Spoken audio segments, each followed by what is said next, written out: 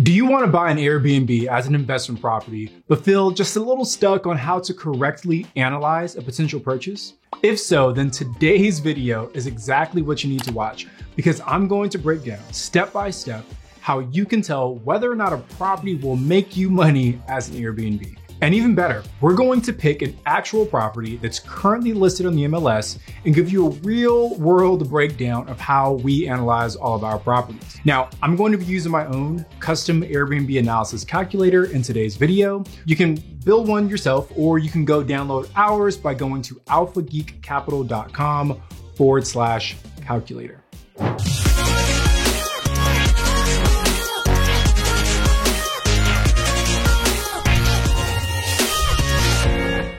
Okay, so we've made several videos about how our Airbnbs are performing and how much it costs to buy them, but we haven't really made one that goes in depth about how we analyze a potential purchase. And honestly, we get questions about this all the time, both in the comments of our YouTube videos or in DMs on Instagram. So we decided that it's finally time to pull back the curtain and show you guys how we actually analyze our properties. Now, before we dive in, I'll say that this is just how we analyze our properties, right? There's probably a million other ways of doing this, but this is what's worked for us. But feel free to adjust and alter our approach as needed or for what suits your own needs.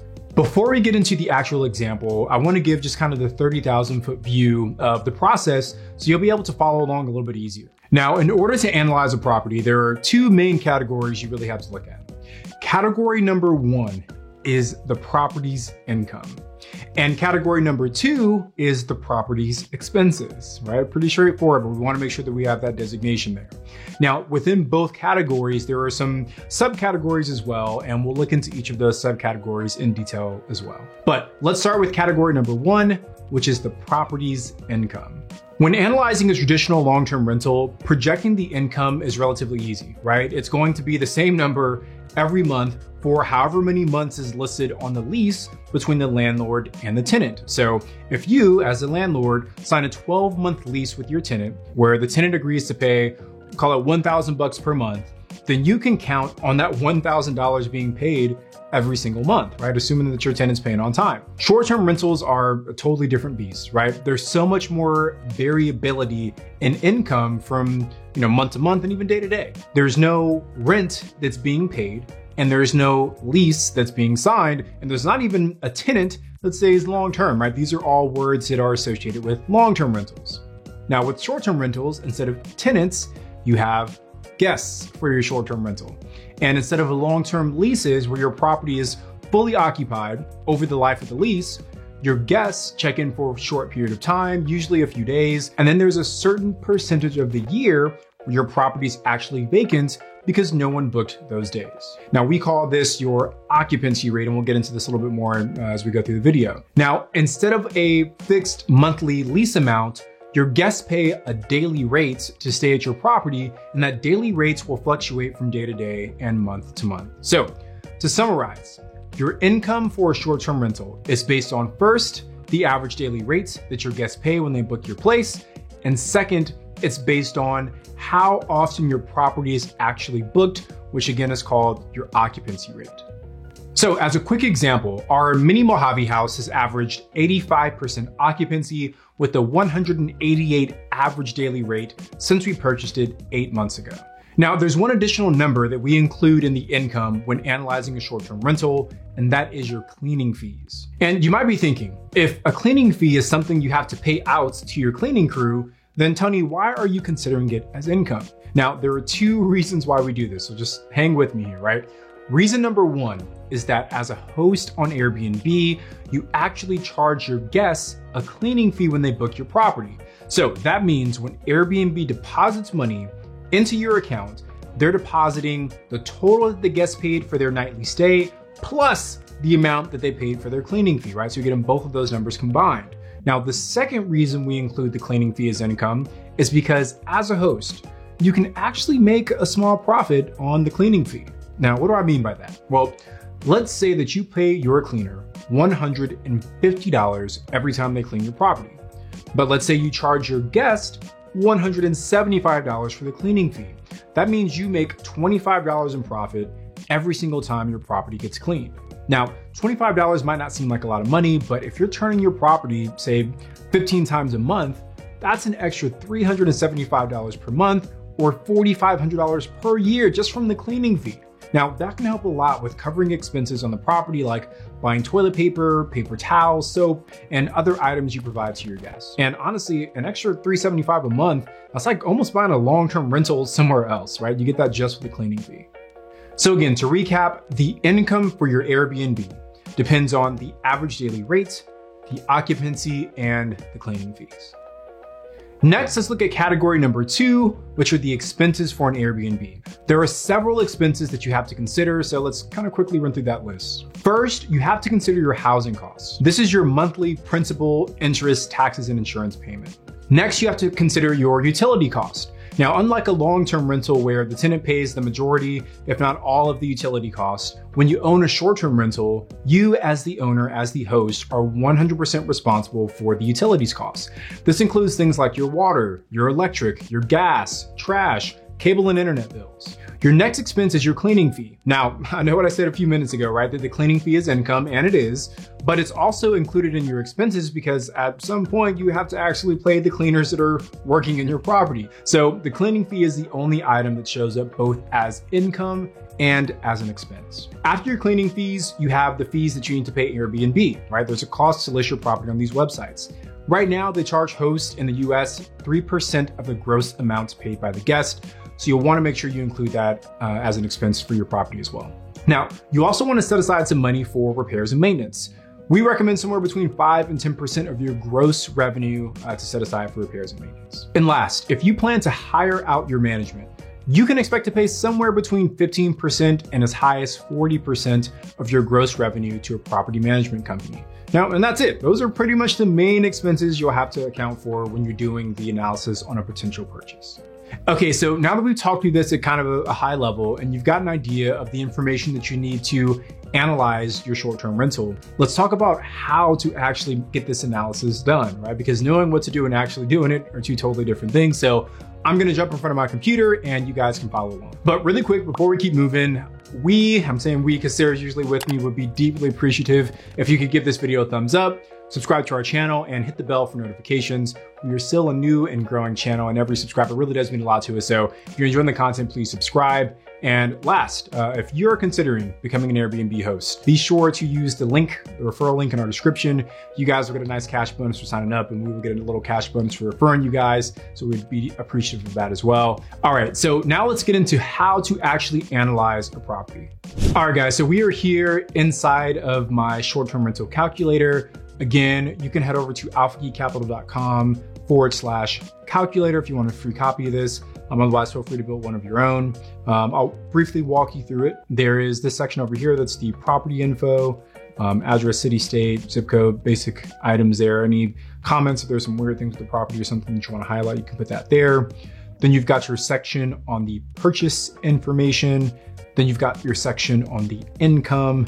And lastly, you've got your area over here on the expenses. And once you fill in all of these little yellow cells, which are the input cells, the blue cells are the calculated cells. So once you fill in all these little yellow cells, eventually you'll get a nice cash flow number and cash on cash return number down here. All right, so I'm just gonna walk you guys through this using an actual property. This one right here. So this is a 1-bedroom, 1-bath, 640 square feet in the city of Joshua Tree, California. And we will use this one for our example today. So I'm gonna be filling this property information tab, just so you can remember what the details of this property were when you come back to look at this analysis a little bit later. So now let's fill in the purchase section here. The asking price on this property is $645,900. Say that my offer price, say that I just offer full price. I'm gonna type in $645,900.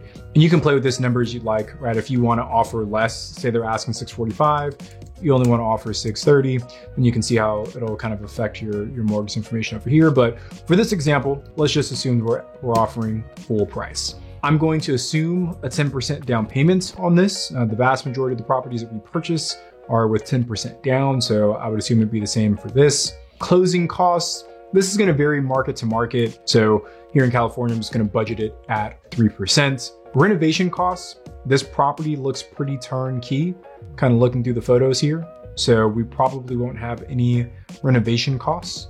In terms of setup costs, these are things like your furnishings, your permits, any other additional work you want to do to the property. For a property this size, I would assume we'd spend somewhere close to $15,000 in startup costs, assuming that we have to furnish the whole place. I'm not sure if this comes furnished or not, but that's 640 square feet. We've done this a couple times now, so about 15 grand I know is a decent number for us. And if you want to be a little bit more conservative, you can bump that up. Now, I'm going to pause there, right? Because you might be thinking, how can I determine what my startup cost will be for a property? We did a whole video on startup costs, so I will link to that here so you guys can just click on that and then we'll walk you through how to get all those numbers. Now, these next two sections are super important. It's our income section and the expenses. So let's look at the income section first. What you see here is that, again, the blue cells are calculated cells. The yellow cells are the cells that you have to fill in. So we're gonna spend a little bit of time really just diving into the income section here so you guys understand how I typically come up with my average nightly rate, my average occupancy, and my cleaning fees, okay? So we'll start with the average nightly rate first. I'm going to show you guys how to do this using a page tool. Pricelabs.co is the pricing tool that we use, but they also have a really cool feature called market dashboards.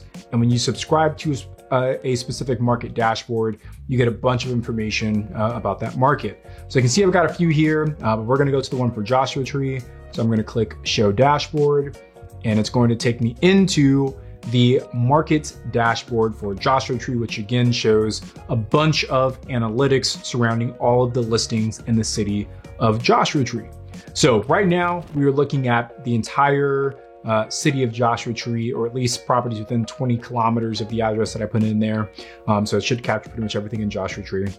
This initial table, this gives you kind of the high level metrics for that market for all listings. Big listings, small listings, old listings, new listings, pretty listings, ugly listings. You get the whole picture in this table right here.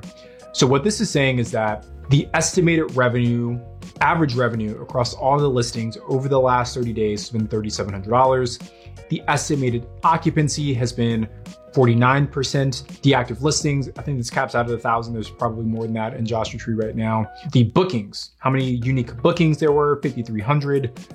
And the booking window, this says how far in advance are people booking properties in this market. And this is the median number. So what this means is that 50% of the bookings happening in Joshua Tree happen within 24 days, right? So 24 days or less. And 50% of the bookings happen 24 days or greater, or outside of 24 days. So this is kind of a good number to look at when you're analyzing a market or when you're managing your own pricing. And then the length of stay is just how long folks are staying there. So right now it's about 2 days on average. Next, you have the summary table, and this kind of gives you a more granular view broken out by bedroom type. So you can see you've got all, which has all the information up here. You've got your median price, what it's listed at, the median booked price, and then a few other metrics here as well. But it's really cool because it breaks out by bedroom as well. So you can go all the way down from a shared room, all the way up to, it looks like an 8-bedroom as well, of which there's only one 8-bedroom in the entire Joshua Tree market. So pretty cool to see. A few other tables that might be helpful for you, this market history section. Here you can see over the last 12 months, how the average revenue has trended month over month. And this is cool when you're trying to get familiar with the market and see, okay, when are the peak seasons, when are the slow seasons? So when you look at the average revenues and you combine that with the average occupancies, you can get a decent idea of when the busy months are. And you can see the occupancy trends that kind of follow along with the revenue, not as closely, but revenue you can kind of manipulate if you're charging much lower prices, which is why they're not a one-to-one connection. Now, I want to analyze properties that are similar to this listing, right? This is a 1-bedroom, 1-bath in Joshua Tree. So when I'm analyzing a property, I do not want to compare a 1-bedroom, 1-bath to a 3-bedroom, 2-bath, because those properties are obviously going to rent for very different average daily rates. So I also want to make sure that I select this bedroom filter and I filter this down to just 1 bedrooms. And now you can see my numbers are changing up here in this top table. So now that I filtered this down, this table, which used to show all bedrooms, is now just showing 1 bedrooms, but I want to see what are the actual listings. And if you click on this button, show listings, and creates comp sets, this table expands and it gives you the actual listing IDs, right? So if I click any of these, it'll take me directly into Airbnb so I can see that listing. There's a few different ways you can sort through this data, but what I typically like to do is I like to sort by revenue, from highest revenue to lowest revenue. And what I'll do is I will start clicking through these listings and I will attempt to see which listings are comparable in year of build, style, and amenities to the listing that I'm looking at purchasing, right? And we want to make sure that the rental comps we're looking at are similar to this one. So older build, but you can tell that it's been renovated. Looks like it's on a decent sized lot, not in a residential neighborhood. This is obviously more in like a desert landscape, which some folks really like. This isn't super, super high end, right? But this is really solid, kind of slightly better than average listing in Joshua Tree. Okay, so we got a decent feel for what this property looks like. So now we know what we need to be looking for as we're going through the listings, these different comps inside of Price Labs. What you want to do is grab maybe 10 to 15 listings that you feel are comparable to your subject property. This one did $9,700 in gross revenue over the last 30 days. So my assumption is that this one's probably going to be pretty freaking nice. So I can tell right away that this one is not a good comp. And let me explain why. You can see there's a hot tub here. It has a swimming pool, right? It has a hot tub and a swimming pool. That is a big selling point. Anytime you have a water feature, people will pay more for a pool for a hot tub than they will for a listing that doesn't have that. So this is not a good comp for that reason. So let me get off the first page here because I have a feeling that most of these are probably gonna be super expensive. Okay, this one looks like a pretty decent comp, right? It seems similar in year built, it's been recently renovated, but I'm not going to use this one as a comp, and let me tell you why. It only has 2 reviews. It's hard to use a property as a comp if it's another new listing. I'm gonna pass on this one also. Okay, so guys, looking at this one right here, this one actually looks like a pretty decent comp. It's got 142 reviews, so you can tell it's been around for a while. And this is a pretty comparable property. Honestly, I think our listing is probably a little bit nicer than this one, but the features that it has are relatively comparable. What I like to do is copy this over, and on this rental comps tab, I'm gonna paste the listing ID. I'm going to grab the bedroom, the bathroom count information. So I'm literally just gonna take this whole row and I'm gonna paste it onto this Google Sheet. That way I can reference it a little bit later. So that's kind of the long way to do it. There's one shorter way to do it, but it's a little bit more complicated. If you scroll down to this future prices section, you're actually able to download an Excel file, a CSV file, which contains listed prices and previous prices for all of the 1 bedrooms in that market. Okay, so this is what that Excel file looks like once you download it. And what it does is that it shows you the different price points that people are paying, that they've paid in the past and they're going to, they might pay in the future, broken out by percentile. Now this might get a little complicated, so I'll run through it really quickly, but basically this 50th percentile means that 50% or if you're priced at 177, you're doing better than 50% of the properties. If you're priced at the 75th percentile, you're doing better than 75%. And the median price just takes all of those prices and finds a number that's smack dab in the middle, all right? Now, what I like to do when I'm looking at a potential property is I try and find the sweet spot that's kind of in between the 75th percentile and the 50th percentile.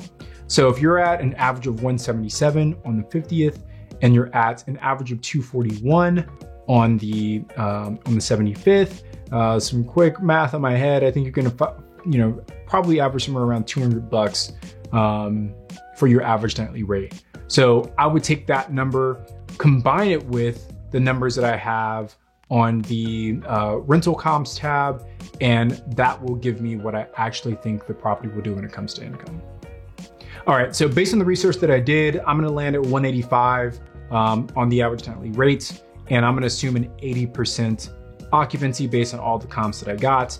And the cleaning fees, again, you can see what listings are charging. but it looks like the average cleaning fee is somewhere around $125. And I'm just gonna assume somewhere around 12 turns per month. So that gives me $1,500 in revenue for that property. So the total gross revenue comes out to $72,000 for this property. And then that'll take us to our expenses, which will then give us a good, healthy profit number for this. All right, so looking at the expenses here, right? We had the purchase price of $645,900. We're gonna assume a 30-year term. Interest rate, I'm just gonna ballpark it somewhere around 3.5. This number is gonna change a lot depending on when you're watching this video, but today that would be a pretty reasonable price. The estimated property taxes, there are a few different ways you can get property taxes. The easiest way, I think honestly, is just to go to Zillow, kind of see what is listed as the property taxes there. So if we go to this property, you can see they have the property taxes listed, and you can just kind of put a buffer on top of that to get to a certain number. I know we're paying for other properties in Joshua Tree, so that's why I landed on this 296. But if you have no frame of reference, you can just kind of use that number on Zillow as a ballpark. Estimated insurance, again, I know we're spending insurance on some of our other properties. If you're unsure of this, just call an insurance agent and ask, hey, can you give me a quote on this property? They should be able to get something over to you. PMI, if you have it, again, depending on what kind of mortgage you use, maybe you do, maybe you don't. We're putting 10% down, so we will have private mortgage insurance at $86 per month. Utilities. This is the one that's kind of hard to ballpark if you're not familiar with the markets. My suggestion is to talk to other short-term rental owners in that market and ask them what kind of expenses they're typically seeing. If you're in a market where there are lots of other short-term rental owners, most of them will be willing to share. But this one's the only one that I found that is a little bit harder to ballpark without, you can't just pick up a phone and call somebody on this one. So talk to their folks in your market, ask them what they're paying. Cleaning fee. Now, again, remember, this is both income and expense. Now, on the income side, we said that our guests were paying us $125 per turn. Let's say that we've agreed to pay our cleaners $100 per turn, and this property's turning 12 times per month. We've got an expense line item of $1,200 per month. Cable and internets, it's about $60 typically in Joshua Tree. And again, we're projecting about 5% we're gonna set aside for repairs and maintenance. Now, once you fill in all of these expense cells, then you come over here and you get your actual return numbers, okay? That's these green cells at the bottom down here. So what this says is that your cash flow is gonna be about $12,500 per year, or a little over $1,000 per month. And this represents a 13% cash on cash return based on your total investment of $98,000. Now, if you are coming from a traditional long-term investment, maybe that looks good. For us, we like to say somewhere above the 20s. So for us at this purchase price, we probably wouldn't move forward with it, but for the other investors, a 13% cash on cash return might be great. So it's all gonna depend on what your investing appetite looks like. All right, so there you have it. That's how we analyze every single one of the short-term rental purchases that we've made so far. So hopefully this breakdown was thorough and you found some value in watching it. Now, if you have any follow-up questions, because I know that we covered kind of a lot of information here, please drop a comment below and we'll do our best to give you a really solid answer. And if we need to make a second video, we'll do that as well. So that's it for today. She's usually Sarah. Today, I'm Tony, and we are still the Real Estate Robinsons.